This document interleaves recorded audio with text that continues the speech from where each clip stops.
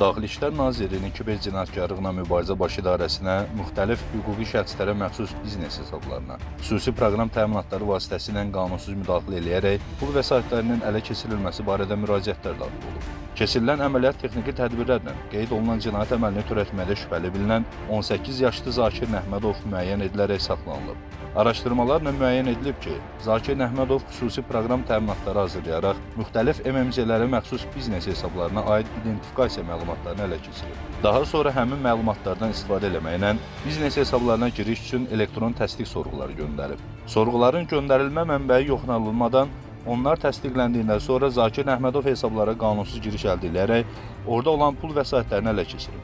Sonradan o, cinayət yolu ilə əldə elədiyi vəsaitlərin mənbəni gizlətmək və iz itirmək məqsədi ilə həmin pulları kriptovalyutaya çevirərək legallaşdırıb. İlkin araşdırma zamanı Zakir Nəhmədovun zərər çəkmişlərə 100.000 manatdan artıq ziyan vurduğu məlum olub.